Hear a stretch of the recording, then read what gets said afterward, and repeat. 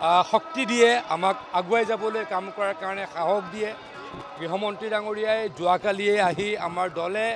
আগন্তুক সময়ত কেনেকৈ কাৰ্যপন্থা হাতত ল'ব কি কাম কৰিব এই বিষয়ে কোৰ কমিটিত আলোচনা কৰিছে আজি তেখেতে 3টা কাৰ্যসূচীত অংশগ্ৰহণ কৰিব আপোনালোকে জানে যে অলপ পাছতে যোৱাকালি সকলোৱে আপোনালোকে দেখিছিলে যে নতুনকৈ এটা ব্ৰহ্মপুত্ৰ উইং বুলি ৰাজভৱন নিৰ্মাণ কৰা হৈছে সেইটোৰ তেখেতে শুভাৰম্ভণি কৰিব তাৰ পাছত তেখেতে এই স্থানলৈকে আহিব এই স্থান হৈছে এনডিএৰ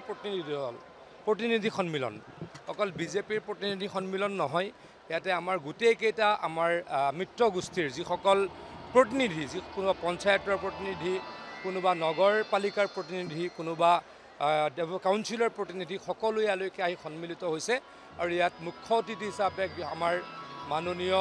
গৃহমন্ত্ৰী ডাঙৰীয়াই ভাষণ প্ৰদান কৰিব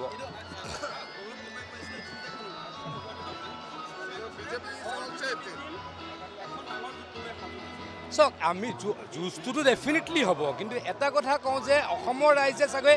এই যুঁজখনত আমাক আগুৱাই ৰাখি থৈছে কাৰণ যোৱা সময়খিনিত যি নিৰ্বাচন হৈছে সেই প্ৰত্যেকটো নিৰ্বাচনতে অসমৰ ৰাইজে দেখুৱাইছে যে বিজেপি আৰু বিজেপিৰ মিত্ৰ গোষ্ঠীক জিকাইছে মুখ্যমন্ত্ৰী ডক্টৰ হিমন্ত বিশ্ব শৰ্মা ডাঙৰীয়াৰ নেতৃত্বত প্ৰত্যেকটো ক্ষেত্ৰতে উন্নয়ন হৈছে কৃষকৰ ক্ষেত্ৰতেই হওক নিবনুৱা যুৱতীৰ ক্ষেত্ৰতেই হওক যিসকল ৰোগীয়া তেখেতলোকৰ ক্ষেত্ৰতেই হওক বা মথাউৰিৰ ক্ষেত্ৰত হওক বানপানীৰ ক্ষেত্ৰত হওক ৰাস্তা পথৰ ক্ষেত্ৰত হওক ছাত্ৰ ছাত্ৰীৰ ক্ষেত্ৰত হওক প্ৰত্যেকটো ক্ষেত্ৰতেই আমি চৰকাৰখনে কাম কৰিছোঁ কেন্দ্ৰীয় চৰকাৰে বহু ক্ষেত্ৰত আমাক সহায় কৰিছে বা নৰেন্দ্ৰ মোদী ডাঙৰীয়াই যথেষ্ট দেশৰ উন্নতিৰ কাৰণে কাম কৰিছে গতিকে মই কেতিয়া অস্বীকাৰ নকৰোঁ যুঁজ নহ'ব কিন্তু ৰাইজৰ আশীৰ্বাদত চাগে আমি ভাবোঁ এই যুঁজত আমি জয়ী হ'ম মই দেখিছোঁ তেওঁলোকৰ এইটো অৱস্থা এতিয়া মই দেখিছোঁ অলপ আগত তেখেত দেৱব্ৰত শইকীয়া ডাঙৰীয়াৰ ফেচবুক পোষ্ট এটা দেখিছোঁ যে তেখেতলোকৰ প্ৰতিনিধিসকলে বহুত সময়লৈকে ফোন নাদাঙেই আৰু আমাৰ প্ৰতিনিধি ইয়াত আহি পেলাই ৰাতিপুৱা 7টাত উপস্থিত হয় গতিকে আমাৰ আৰু তেখেতলোকৰ এইটো ডিফাৰেঞ্চ এইটো কিন্তু আমি ৰাইজৰ কাৰণে কৰিছোঁ ব্যক্তিগত কাৰণত আমি এনেকৈ সক্ৰিয় হোৱাটো এটা বেলেগ কথা আমি যদি সক্ৰিয় হ'বলৈ চেষ্টা কৰিছোঁ অসমৰ ৰাইজৰ উন্নতিৰ তাগিদাত এই কাম আমি আৰু কৰিম এজন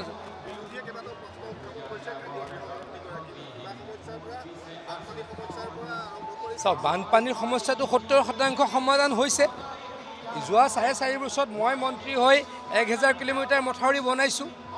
কংগ্ৰেছে যেতিয়া 60 বছৰ চলাইছিলে 4000 কিলোমিটাৰ মথাউৰি বনালে আমি 4 বছৰত 1000 কিলোমিটাৰ মথাউৰি বনাইছোঁ আৰু যদি এই বছৰ 200 কিলোমিটাৰ মথাউৰি বনাওঁ অসমত আৰু মথাউৰি নথকা জেগা নাথাকিব গতিকে কাম আমি যথেষ্ট কৰিছোঁ সীমা সমস্যা প্ৰায় নাইকিয়া হ'ল আগতে কংগ্ৰেছে আমাক দি থৈ গৈছিলে কাৰ লগত সমস্যা অৰুণাচলৰ লগত সমস্যা আমাক দি থৈ গৈছিলে মেঘালয়ৰ লগত সমস্যা আমাক দি থৈ গৈছিলে মিজোৰামৰ লগত সমস্যা আমাক দি থৈ গৈছিলে অৰুণাচল আমাৰ নাগালেণ্ডৰ লগত সমস্যা এই সমস্যাবিলাকতো নাইকিয়া হ'ল এতিয়া অন্তত আমি শান্তিৰে উন্নতিৰ কাৰণে কাম কৰিব পৰা হ'লোঁ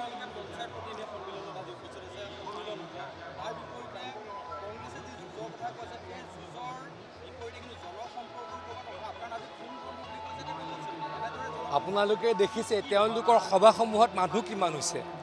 তেখেতলোকেতো ৰাজহুৱা মিটিং কৰিব পৰা নাই কেইটামান বিশেষ অঞ্চল বাদ দিলে তেখেতলোকে ক'তো ৰাজহুৱা সভা কৰিব নোৱাৰে যদি ধুবুৰী বাদ দি দিয়ে বৰপেটা বাদ দি দিয়ে গোৱালপাৰা বাদ দি দিয়ে তেওঁলোকেতো জনসভা কৰিবই নোৱাৰে যদি উজনি অসমলৈ যায় তেখেতলোকে ক'তো জনসভা কৰিবই নোৱাৰে য'ত আমাৰ খিলঞ্জীয়া মানুহৰ অৱস্থান তেখেতলোকে তাতে কোনো সভা অনুষ্ঠিত কৰিবই নোৱাৰে গতিকে তেখেতলোক আজি গণবিচ্ছিন্ন কাৰণ তেখেতলোকে আগতেও বেয়া শাসন কৰিছিল যোৱা 15 বছৰত তেতিয়া তেওঁলোকে শাসন কৰিছিল ভাল শাসন কৰা নাছিল গতিকে তেখেতলোক গণবিচ্ছিন্ন ৰাইজে আমাক আমি কাম কৰাৰ কাৰণে আশীৰ্বাদ দিব বুলি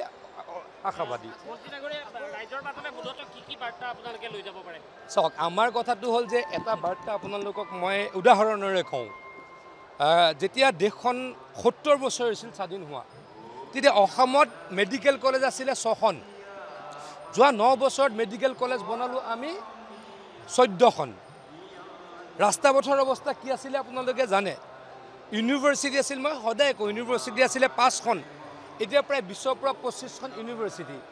আমি আজিয়ে কৈ দিব নোৱাৰোঁ আজি 20খন নে 21খন মেডিকেল কলেজ কাৰণ আজি যদি 20খন কৈ দিওঁ অলপ পাছতে মুখ্যমন্ত্ৰী ডাঙৰীয়াই ক'ৰবাত কৈ দিব আৰু এখন মেডিকেল কলেজ অমুক জেগাত বনালোঁ গতিকে আমি নিৰ্দিষ্ট সংখ্যা ক'বলৈ টান গতিকে এইবিলাক হৈছে ডিফাৰেঞ্চ 1.5 লাখ চাকৰি কোনো চৰকাৰে 5 বছৰ দিব পৰা নাছিল